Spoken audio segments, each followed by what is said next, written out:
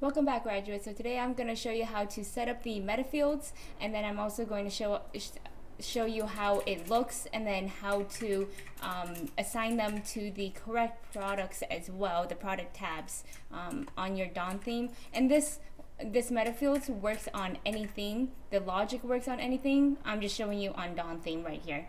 So let's get down to it. So what you're going to want to do is you're going to go into the backend. There's a couple steps to this. This is your backend of your Shopify store, and then you're going to go into settings here, and I've already created some just to show you. Scrolling down, you're going to go and click on Metafields. So right over here I have two showing right now, and what I'm basically saying is that I want to pull this new dynamic source, a different definition to this particular product. I don't want it to show globally, so that's what I'm creating right over here. And then to show what it looks like, I'm just gonna show you on Studio Brew. Right over here I have a Lorem Ipsum, and then I have a Guatemalan single origin caffeinated coffee, a definition over here. Now in order to set this, these are going to be in the back end of your product. So Studio Brew, when you go down in here at the very bottom, you'll see Metafields, and this is always going to be at the bottom of your product page. So returns and shipping, and then how to brew.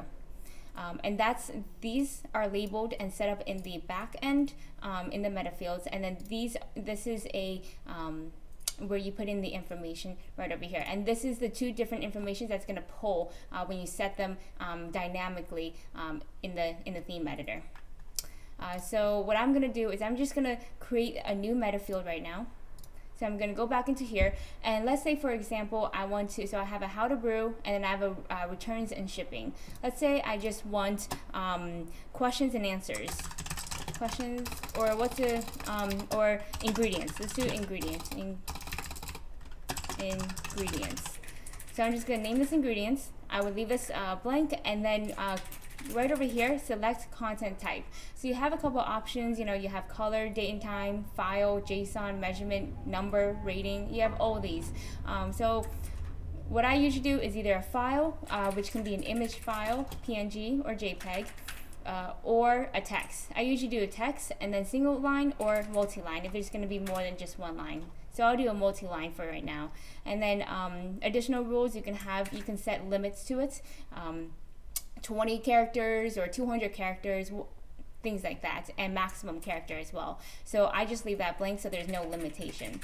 So multi-line text. So I'm just going to save this. So now my Metafield is made for ingredients. So this means that when I refresh, all my products should have every product should have a ingredients Metafield for me to add in, which it does. So it's blank right now, and I'm just gonna go and add in more text here, and I'm gonna save this. Save. Now when I go into my theme editor, I'm gonna go into my theme editor, customize, and I'm gonna go into Studio Brew. Scrolling all the way down, you can have, so on the Dawn theme particularly, you can have just a text which looks like this. And if you don't have a collapsible row, which is also known as an accordion, it's just going to look like this. So what I like usually is an accordion style. I think it's organized better and better for conversions, and also mobile optimized. So what I'm going to do is add a collapsible view, and right over here at the heading you can change it however you want, but usually I like to keep it the same as what my Metafield is. So right here I'm just going to do ingredients. Oh, I already had one, so I'll change this. I'll add another collapsible row or an accordion, and I'm going to name this ingredients, and I'm going to pull this right over here, just insert dynamic source. So if you have text here, you can have text here, but what this means is this is going to show up on every product page. But when I select insert dynamic source and choose the ingredients, it's going to pull only that information that I assigned back in the product page. So when I insert it's going to show this information right over here, the ingredient style. And then right over here where Dawn has a really cool feature, icons. That's what these are. So right now it's a check mark. You can have clipboard. You can have any of these right here, which is awesome actually. Or you can have, you know, nothing. So ingredients, I would do something, let's say for example, food. Now I don't, or leaf, let's say, if it's all, you know, non-GMOs, things like that. And then for collapsible row, I would name this the same as my Metafield, shipping and returns. Shipping and returns. And then I would do, actually maybe a clipboard would be great for that, you know, informational. And then the other one is how to brew. So instructions, you could do how to brew or instructions how to brew. So now this means that this right over here, this section is going to pull it from to your theme, and then right over here this is the heading, and then this is the information that's pulled from your product page. So I'm just going to save this, then refresh.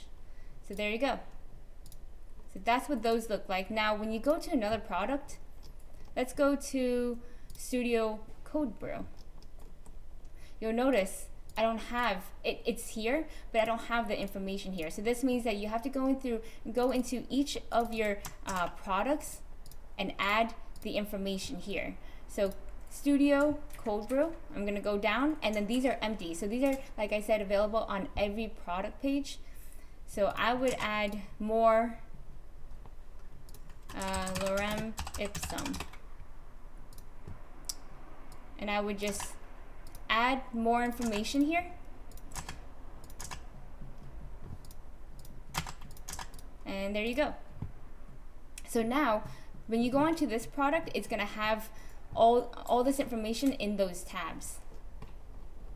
So that's pretty much how you handle the Metafields. And just remember, when you're looking on full screen, this is what it's going to look like. And in here, when you're looking at quote desktop, you're going to have the left sidebar and the right sidebar to edit, and then mobile is the mobile view, so you can kind of see how it looks on mobile and make sure that it looks clean, converting, and really nice there. I hope this helps, and thank you so much.